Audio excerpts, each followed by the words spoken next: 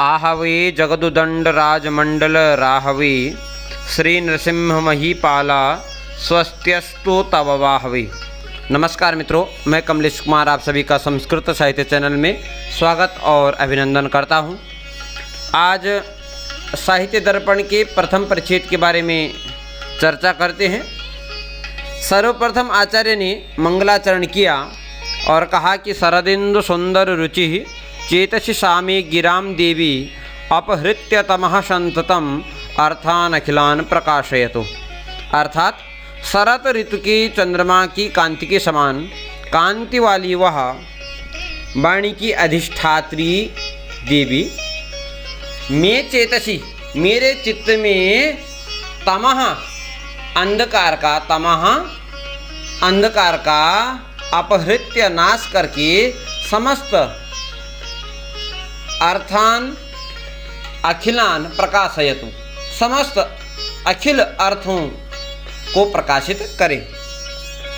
उसके बाद आचार्य कविराज विश्वनाथ काव्य प्रयोजन प्रस्तुत करते हैं और कहते हैं कि चतुर्वर्ग फल प्राप्ति ही सुखादल्प धियामपि काव्यादेव यतस्तेन तत्स्वरूपम निरूप्यते। अर्थात अल्प बुद्धि वालों को भी सुखपूर्वक धर्म अर्थ काम और मोक्ष रूपी पुरुषार्थ चतुष्टय की प्राप्ति काव्य से होती है, न कि अन्य शास्त्रों से। इस प्रकार काव्य के स्वरूप काव्य का प्रयोजन निरूपण किया गया है और कहा कि चतुर्वर्ग फल प्राप्ति ही काव्य तो अर्थात चतुर्वर्ग फल प्राप्त से निबंधन से क्या होता है, जब फल की प्राप्ति होती है रामादिवत प्रवर्तितव्यम न तो रावणादिवत इत्यादि कृत्य अकृत्य प्रवृत्ति निवृत्ति उपदेश द्वारेण सुप्रतीतैव। अर्थात इसकी जो प्रतीति होती है उपदेश, ऐसे उपदेश के द्वारा ही प्रतीति होती है। कहते हैं कि जैसे भामा ने कहा कि धर्मार्थ काम मोक्षेचु वैचक्षण्यम कलासु च करोति कीर्तिम प्रीतिं च साधु काव्य निषेवणम अर्थात निबंधनम। कह रहे हैं कि सतकाव्य के निबंधन से पुरुषार्थ तुष्टय अर्थात धर्म अर्थ काम मोक्ष और कलाओं में विशिष्ट ज्ञान कीर्ति और आनंद की प्राप्ति होती है। परंतु कह रहे हैं कि किंच काव्या धर्म प्राप्ति ही भगवन नारायण चरणारविंद स्तवादिना। और पतंजलि के महाभाष्यकार से कह रहे हैं कि एकः शब्दः सुप्रयुक्तः सम्यक् ज्ञातः स्वर्गे लोके च कामोद्योग भवति इत्यादि वेद वाक्यों से स्पष्ट और प्रसिद्ध है कि काव्य से धर्म की प्राप्ति होती है, काव्य से ही अर्थ की प्राप्ति प्रत्यक्ष है, काम की प्राप्ति जो है अर्थ के द्वारा है और मोक्ष की प्राप्ति भी काव्य के द्वारा उत्पन्न धर्म को त्याग करने से मोक्ष के लिए उपयोगी वाक्यों में पद और पदार्थ के संबंध के बोध से व्युत्पत्ति का आधान करने से ही प्राप्त होता है। अर्थात चतुर्वर्ग रूपी फल की प्राप्ति वेद मीमांसा और नीरस शास्त्रों के होने से दुखपूर्वक परिपक्व बुद्धि वालों को प्राप्त होती है। सुकुमार मति वालों को तो अलौकिक आनंद की प्राप्ति काव्य के द्वारा ही होती है। यदि वैसे हो तो परिपक्व मति वालों को वेद शास्त्र के रहते हुए काव्य में क्यों यत्न करना चाहिए। कहते हैं इत्तेव न वक्तव्यम, ऐसा नहीं कहना चाहिए, क्योंकि वो कहते हैं कि कड़वी औषधि से शांत होने वाला रोग चीनी आदि मीठी वस्तु से समन हो सके तो किस रोगी की प्रवृत्ति चीनी में अर्थात मिष्ठान जो मीठा है उसमें प्रवृत्ति नहीं होगी। तो कह रहे हैं कि अग्नि पुराणकार के बारे में कह रहे हैं कि नरत्वम दुर्लभम लोके विद्या तत्र सुदुर्लभा कवित्वम दुर्लभम तत्र शक्तिस्तत्र सुदुर्लभा। कहा कि इस लोक में मनुष्य योनि में जन्म लेना ये दुर्लभ है और उस मनुष्य योनि में भी विद्या प्राप्त करना दुर्लभ है। विद्या प्राप्त होने के बाद भी कवित्व दुर्लभ है, और कवित्व प्राप्त होने पर भी कवित्व जो शक्ति है वह अत्यंत सुदुर्लभ है। अग्नि इसके बाद कह रहे हैं, विष्णु पुराण में कहा, काव्यालापाश्च ये केचित् गीतकान्य खिलानि च शब्द मूर्ति धरस्येते विष्णोरंसा महात्मनः। अर्थात जो कोई भी काव्य, ये समस्त जो गीत, अखिल जो गीत हैं, शब्द मूर्ति को धारण करने वाले महात्मा विष्णु के अंश हैं, और इस हेतु से चतुर्वर्ग के साधन होने से काव्य के स्वरूप का निरूपण किया जा रहा है।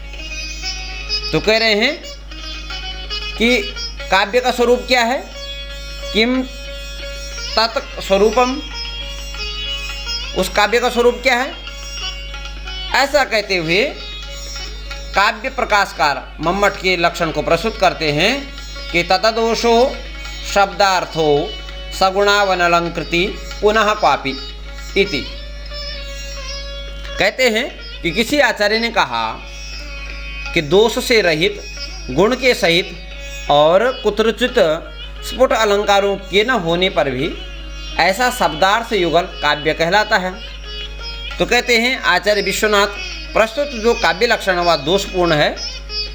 यदि दोष रहित का ही काव्य तो स्वीकार किया जाए तो न्यक्कारो हयमेव मे यदरयः तत्राप्यसौ तापसः सोऽप्यत्रैव निहन्ति राक्षसकुलं जीवत्यहो रावणः धिक् धिक् चक्रजितं प्रबोधितवता किं कुंभकर्णेन वा स्वर्गग्रामटिका विलुण्ठन वृथो शूनैकिमीभिर्भुजै। प्रस्तुत पद्य में अविमृष्ट विधेयांश दोष होने से काव्य तो नहीं होगा क्या, क्योंकि इसके विपरीत ध्वनि के होने से इसकी उत्तम काव्यता स्वीकार की गई है। प्रस्तुत श्लोक का अर्थ इस प्रकार है, यहाँ पर कह रहे हैं कि देखिए, बोले न्यक्कारः, बोले अयम एव मे, बोले यही मेरा तिरस्कार है क्या। यद अरयः मे, यद अरयः, यह जो मेरे शत्रु हैं, और वह भी क्या है, तत्रापि असौ तापसः, और वह यही तापस है, तपस्वी। और कह रहे हैं कि सोपि अत्रैव निहन्ति राक्षस कुलम जीवति अहो रावणः, और बोले यही, वह यही है जो क्या कर रहा है, राक्षस वंश को ही निश्शेष नष्ट कर रहा है। कह रहे हैं यह सबसे बड़ा आश्चर्य है। क्यों? क्योंकि रावण जीवित है। फिर कह रहे हैं धिक धिक चक्रजितम प्रबोधितवता,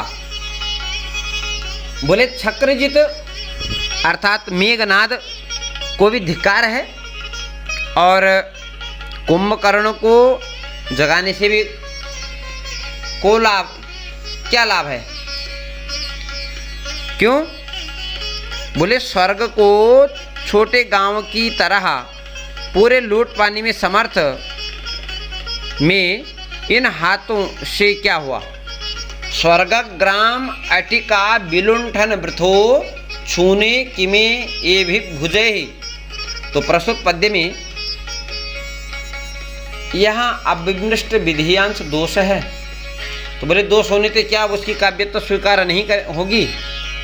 इस कारण अव्याप्ति यदि इसकी यहाँ काव्य तो नहीं होगा, तो क्या यहाँ अव्याप्ति दोष लक्षण होगा। यदि एक तो उत्तम काव्य है, ध्वनि काव्य, दूसरी तरफ अविमृष्ट विधियांश दोष है, तो ये क्या होगा, अव्याप्ति लक्षण दोष हो जाएगा। पद्य में कोई एक अंश ही दुष्ट हो, न कि संपूर्ण। अतः जिस अंश में दोष है वहाँ अकाव्यत्व, और जहाँ ध्वनि वहाँ उत्तम काव्य, यह भी नहीं हो सकता है। कहते हैं कि श्रुतिकट दोष भी काव्य के किसी अंश को दूषित नहीं करते हैं, अपितु संपूर्ण काव्यांश को दूषित करते हैं। जैसे काव्य के आत्मभूत रस के विघातक न होने पर दोषों का दोषत्व नहीं माना जाता है। ऐसा होने पर दोषों के नित्य और अनित्य की व्यवस्था भी नहीं रहती है। जैसा कि आचार्य ध्वनिकार आनंदवर्धन ने कहा है कि श्रुति दुष्टादयो दोषा अनित्या ये च दर्शिताः ध्वन्यात्मन्येव श्रृंगारे ते हेया इत्युदाहृताः। अर्थात कह रहे हैं कि श्रुति दुष्ट आदि जो दोष हैं वो अनित्य हैं, जो दर्शित जो दिखाई गए हैं।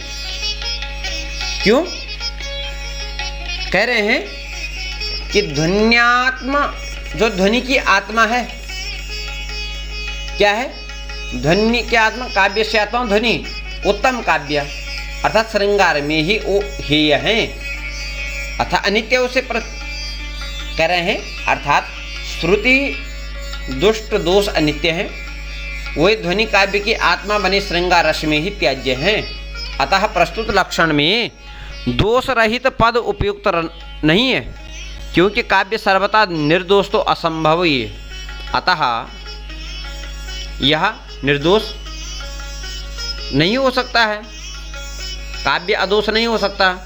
फिर आगे कह रहे हैं कि यहाँ पर जो अदोषो जो पद है वो जो नय है उसका अर्थ क्या ले सकते हैं आप, ईसत लें या किंचित कुछ होगा, ऐसा भी नहीं हो सकता। बोले कुछ कुछ दोषों से युक्त शब्दार्थ काव्य है, ऐसा लक्षण मानने से अदोष शब्दार्थ का काव्य तो नहीं होगा। कह रहे हैं कि रत्न के लक्षण में कीड़े के काटने से उसका परिहार नहीं किया जाता, उसी तरह काव्य के लक्षण में दोष का परिहार नहीं किया जाता। कीड़े के काटने से रत्न की रत्नत्व तो समाप्त नहीं होती है, वैसे ही श्रुतिकट दोष भी काव्य के काव्यत्व को नष्ट नहीं करते हैं, केवल उसकी उपादेयता में विषमता ला देते हैं। कह रहे हैं कि कीटानुविद्ध रत्नादि साधारण्येन काव्यता दुष्टेष्वपि मता यत्र रसाद्यनुगम स्फुटः। आगे कह रहे हैं कि शब्दार्थयोः सगुणत्व विशेषणम अनुपपन्नम। गुण रस का धर्म है और आचार्य उन्हीं के मत को प्रस्तुत कर रहे हैं कि आचार्य स्वयं कह रहे हैं कि ये रसस्यांगिनो धर्माः शौर्यादय इवात्मनः। अर्थात गुण जो है वो क्या है, रस के धर्म है। रस गुण जो है रस का एक धर्म है। यह तथ्य जीवात्मा और के शौर्यादि गुणों जैसे काव्य की अंगी बने रस के जो धर्म है वैसे गुण है। इसमें कहा कि रसाभिव्यंजकत्वेन उपचारते उपपद्यते इति चेत तथा अपि अयुक्तम। यह बात भी ठीक नहीं है, क्योंकि काव्य के स्वरूप के रूप में अभिमत उन शब्द और अर्थ में रस है कि नहीं। गुण तो रस के अन्वय और व्यतिरेक के अनुसार चलते हैं, अर्थात अन्वय और व्यतिरेक अर्थात एक के होने पर दूसरे का होना और एक के न रहने पर दूसरे का न रहना। यदि शब्द में और अर्थ में रस है तो गुण से युक्त होगा। तो कह रहे हैं कथम नोक्तम रसवंतो इति विशेषणम। यदि ऐसा कहा जाए अन्वय व्यतिरेक के अनुसार, तो बोले ऐसा कहना चाहिए सगुण की जगह रसवान कहना चाहिए, तो ऐसा विशेषण क्यों नहीं जोड़ा। यदि गुण से युक्त होने से अन्यथा अनुपपत्ति से सिद्ध होता है, तो बोले कहना चाहिए कि सरसो इति इत्येव वक्तुम युक्तमस्ति न सगुणो इति। अर्थात यहाँ पर क्या करना चाहिए, रसवान कहना चाहिए, यह युक्त होना चाहिए, न कि सगुणो। कि काव्य जो है सरस रस युक्त होना चाहिए। ननु शब्दार्थो सगुणो इत्यनेन गुणाभिव्यंजको शब्दार्थो काव्ये प्रयोज्य वित्यभिप्राय इति चेतना। कह रहे हैं कि गुण से युक्त शब्दार्थ काव्य में प्रयोग योग्य है, ऐसा भी ठीक नहीं है। गुण के अभिव्यंजक शब्दार्थ से युक्त होना काव्य में उसके उत्कर्ष का आधान करने वाला होता है, न कि लक्षण का आधान करने वाला। कहा कि काव्यस्य शब्दार्थो शरीरम, काव्य का जो शरीर है वो शब्द और अर्थ है। रसादिश्च आत्मा, आत्मा और रस क्या है, काव्य शब्दार्थ की क्या है, आत्मा है। गुणा जो गुण है वो शौर्यादि की तरह है। दोष जो है वो काणत्व की तरह है। रीति जो है वो अवयव संस्थान विशेष की तरह है। अलंकार जो है वो कटक कुंडल की तरह है। अतः यहाँ पर जो कहा ऐसा कहना चाहिए था। पुनः कह रहे हैं कि जो तददोषो शब्दार्थो सगुणा, ये विशेषण को इसका खंडन कर दिया गया। आप कह रहे हैं कि अनलंकृति पुनः क्वापि, यह भी जो है गलत कह दिया आपने, क्योंकि अस्य अर्थः सर्वत्र शालांकारो। आपने कहा कि काव्य में सर्वत्र जो काव्य होता है वो सर्वत्र अलंकार युक्त होता है, परंतु कह रहे हैं कि क्वचित स्फुट अलंकारो अपि शब्दार्थो काव्यम इति। कहीं पर स्फुट अलंकार न रहने पर भी का शब्दार्थ क्या होगा, काव्य होगा। कह रहे तत्र शालांकार शब्दार्थयोः काव्ये उत्कर्ष मात्रा धायकत्वात् एतेन वक्रोक्ति काव्य जीवितम। कहा कि सभी जगह अलंकार से युक्त, कहीं तो स्पष्ट रूप से अलंकारों से युक्त न होने पर शब्दार्थ युगल क्या होता, काव्य होता है। अब उसमें कहा कि अलंकारों से युक्त शब्द और अर्थ भी काव्य में उत्कर्ष का आधान करने वाले होते हैं। इससे वक्रोक्ति अर्थात उक्ति ही काव्य का जीवन है। वक्रोक्ति ही काव्य जीवितम। काव्य का जीवन क्या है, विचित्र उक्ति जो है अर्थात वैदग्ध्य भंगी भणी थी। तो ये वक्रोक्ति जीवित कार का कथन ही गलत हो गया, क्योंकि वक्रोक्ति केवल अलंकार मात्र है, न कि काव्य का प्राण तत्व।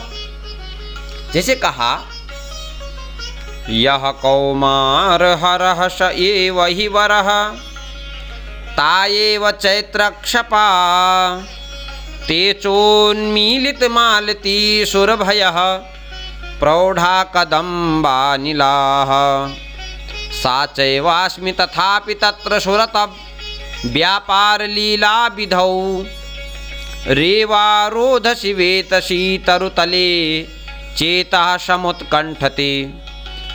जिसने, कोई नायिका कह रही है कि जिसने कुमारीपन का हरण किया वही वर है, स एव ही वरः, वही मधुमास की रात्रियां हैं, और ते चैत्रक्षपाः, वही विकसित मालती के संपर्क से सुगंधित रति की भावना को जगा पाने वाले कदम्ब के वन से होकर, ये है जो अनिल है, वायु है।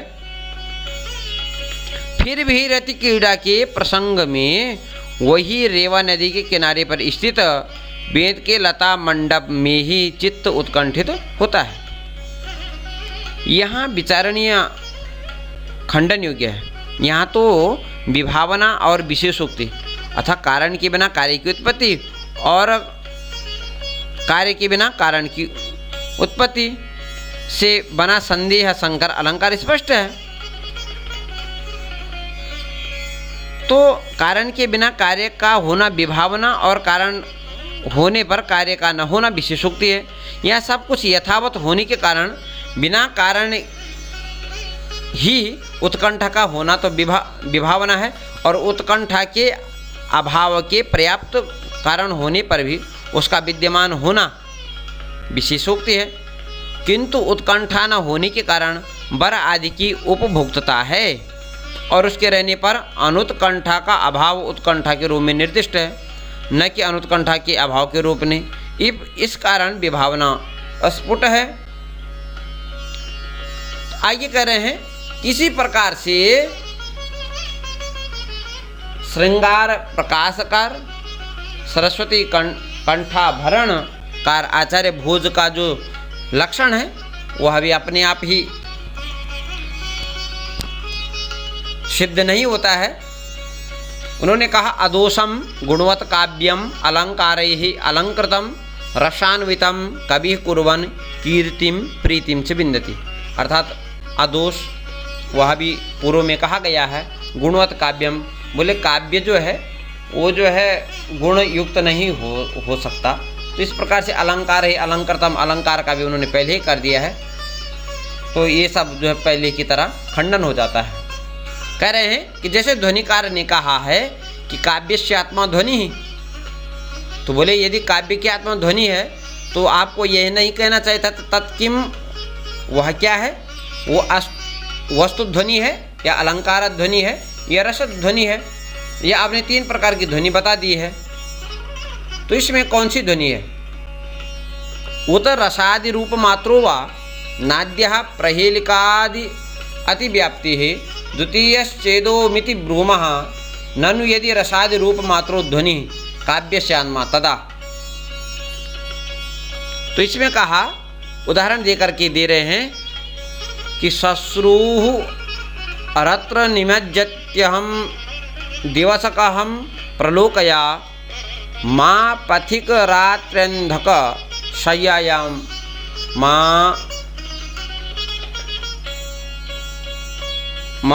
माँ कांक्षसी। कह रहे हैं हे रतौंदी की रोगी, बोले तुम जो है दिन में ही आंख खोल करके देख लो। अहम अत्रैव शय्यायां निमंक्षसी, मैं यहीं सोती हूँ और यहाँ मेरी सास सोती है और मैं यहाँ सोती हूँ। तो बोले जो है तुम कहीं रात को कहीं दोनों की खाटों में गिर न पड़ना, इसलिए मैं ये कह रही हूँ। इत्यादि में वस्तु मात्र का व्यंग्य होने से काव्य का व्यवहार कैसे होगा? यदि ऐसा कहा जाए तो ठीक नहीं है, क्योंकि यहाँ भी रसावास होने से काव्य का व्यवहार हुआ है।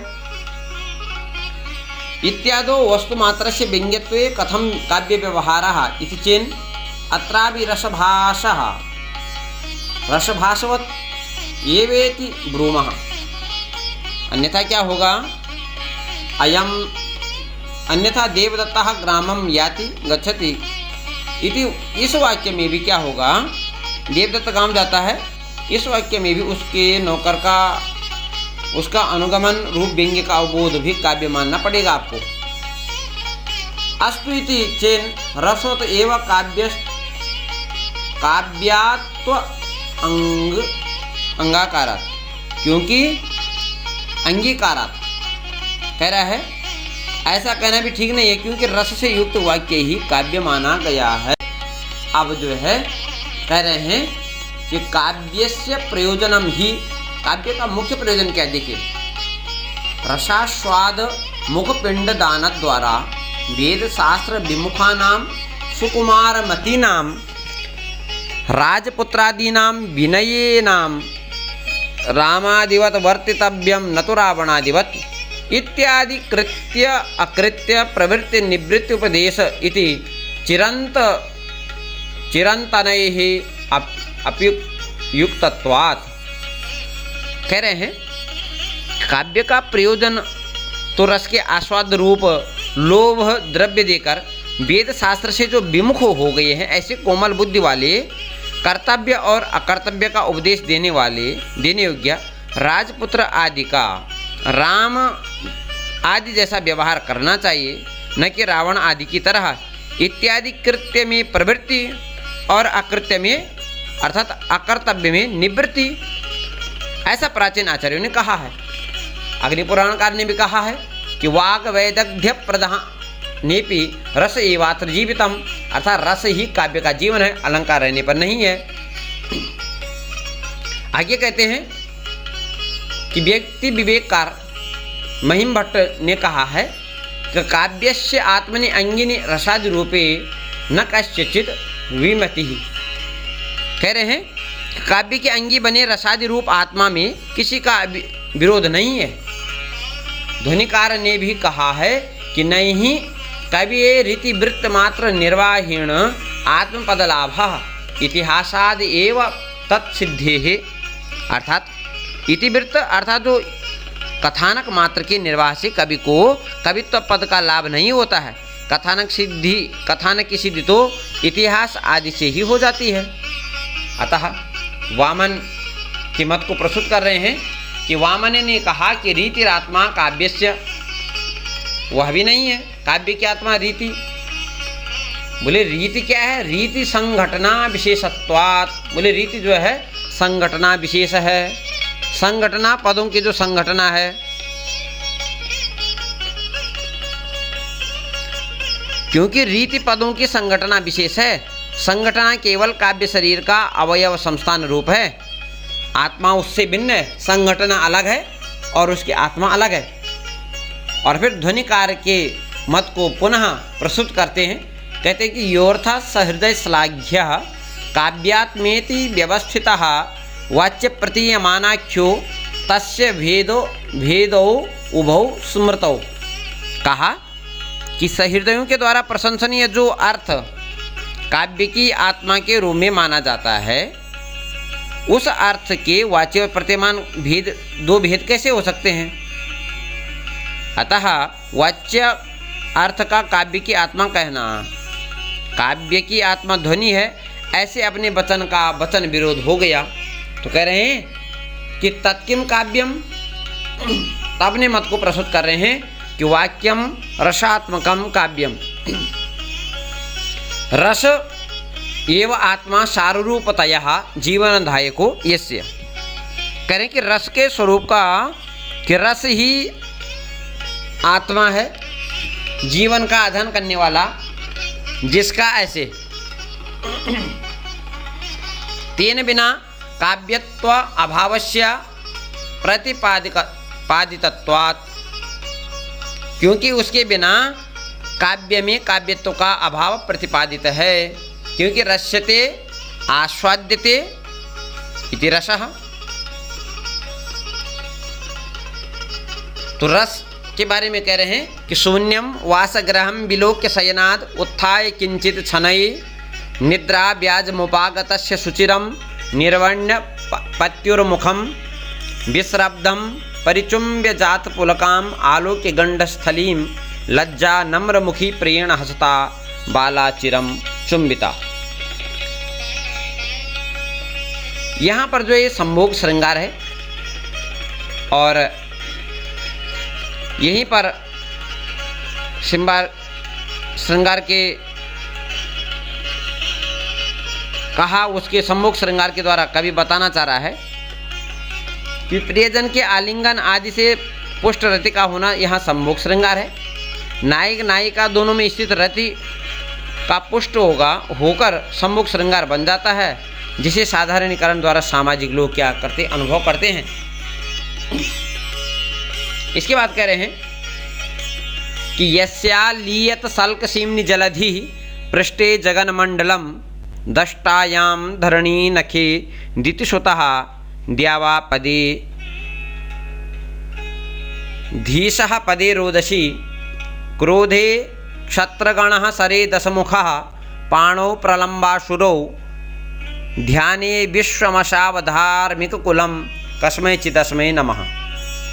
प्रस्तुत पद्य में कहा कि जिसके वलकल के एक भाग में समुद्र लीन हुआ, अर्थात मत्स्य, जिसकी पीठ पर भूमंडल लीन हुआ ऐसा कूर्म, जिसकी दाढ़ में पृथ्वी लीन हुई ऐसा बराह, जिसके नखों में हिरण्यकश्यप लीन हुआ ऐसा नरसिंह, और जिसके चरणों में पृथ्वी और आकाश लीन हुए ऐसा वामन, जिसके क्रोध में क्षत्रियगण लीन हुए ऐसे परशुराम, जिसके सर में रावण लीन हुआ ऐसे राम, और जिसके हाथों से प्रलम्बासुर लीन हुआ ऐसे बलराम, जिसके ध्यान में ब्रह्मांड लीन हुआ ऐसा बुद्ध, जिसके कृपाण में म्लेच्छगण लीन हुए ऐसे कल्कि।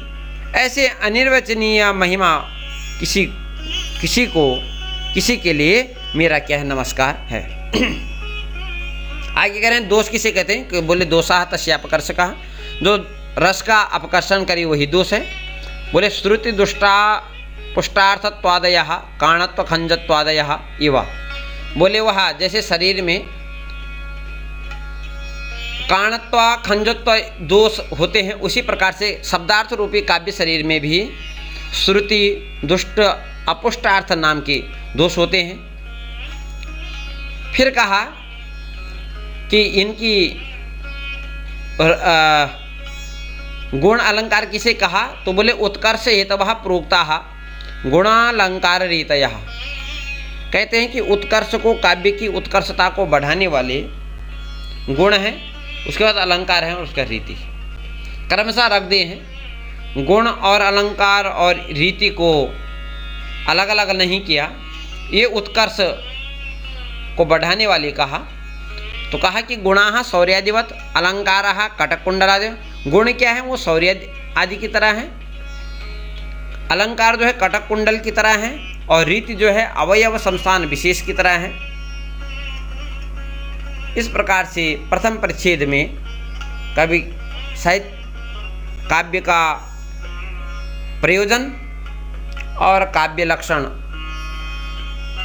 का प्रस्तुतिकरण करके प्रथम परिच्छेद काव्य स्वरूप निरूपण नाम का यह प्रथम परिच्छेद यहीं पर क्या होता है, समाप्त होता है। नमस्कार, धन्यवाद।